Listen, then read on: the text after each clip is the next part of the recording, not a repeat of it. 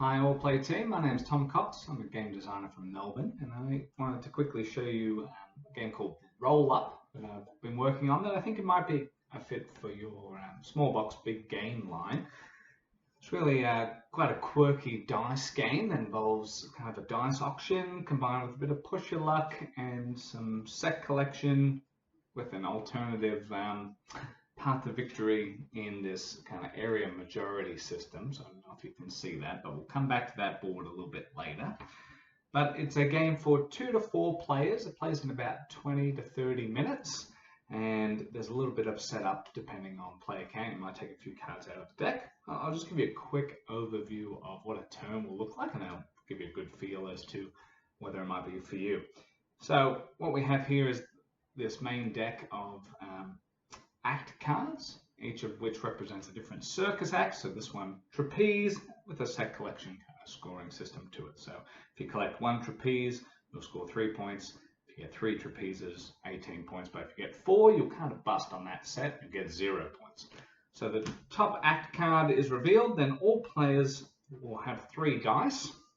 At the start of the game, any player with active available dice will then roll the dice to compete for claiming the act. We then look at the results. White here has rolled a 5, red's rolled a 3, black's rolled a 2. It's then the active player's turn first, so I would be the kind of ringmaster to start with, but this will move around to whoever was the most recent person to claim that act card. I then have the choice to decide to add to my roll, or I can sit. I'm in a good position here because I've got the highest current roll. So I would decide to sit, and then we go to the next player clockwise, and I can always re-enter the kind of the bidding as we go. This player then has a choice to make. They can roll up, which means that they can add a dice and roll 2 dice, including re-rolling their previous dice. So that's what I'll do in this example. And the kind of neat thing here with this dice system is that your total value is whatever you roll, so 5 plus a 4, 9 times by how many dice you roll. So it's nearly always a guarantee if you add a dice that you're going to be in the lead. So this would be an 18 against a 5 and a 3. This player then decides, I'm actually going to pass and sit out for the rest of the round. And then it's back to my turn, and I decide, well, I don't really want to roll again either, so black's going to win the card. The player that wins the card claims the act card, but they also must put their dice that they used to win the card on their caravan, and they'll be out for the next round. So black will only have 1 dice to roll for the next card.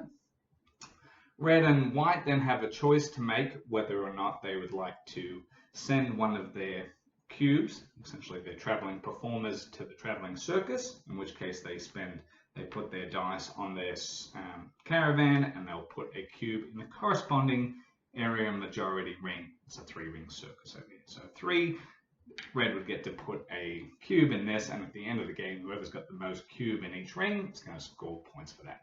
So the 1s and 2s, obviously low rolls not going to help you much with the bidding, and this is where that kind of evens out. If you decide to pass when you've got 1s, well, then you can put your cubes into the yellow ring, and that's probably going to help you win that 11 points at the end of the game. My choice here, I can do the same. I can bank my 5 and put a cube in the 5 ring, but instead I might just bring my dice back to my supply, and then I'll have all 3 available for the next round.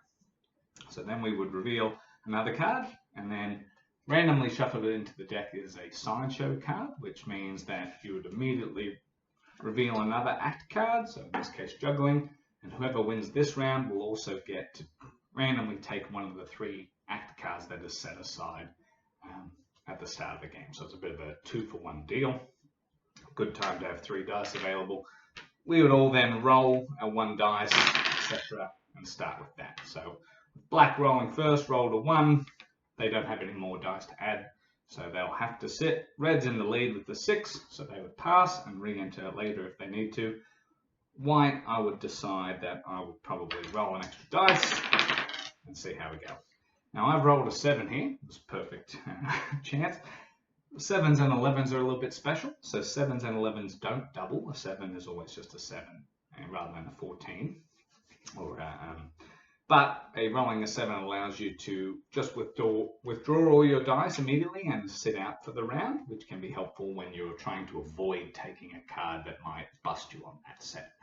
So there is an element there of I'm winning it and I don't want to win it because I don't really want a 4th trapeze card, for example, so I'll try and roll a 7, or failing that, I'll try and roll an 11. So there's a bit of a way to mitigate that.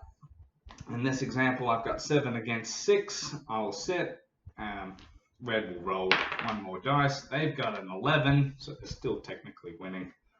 I will probably pass here and maybe score my 5.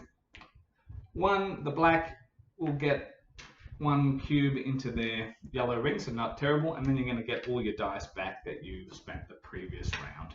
And that's kind of the flow of the game. You play until the deck runs out, and then the player with the high score wins, combining the value of what you got from the act cards sets that you collected with however many points you got from the traveling circus. So quite a simple rule set, fairly high in terms of the chaos and unpredictability, and as it's a dice-driven kind of auction system.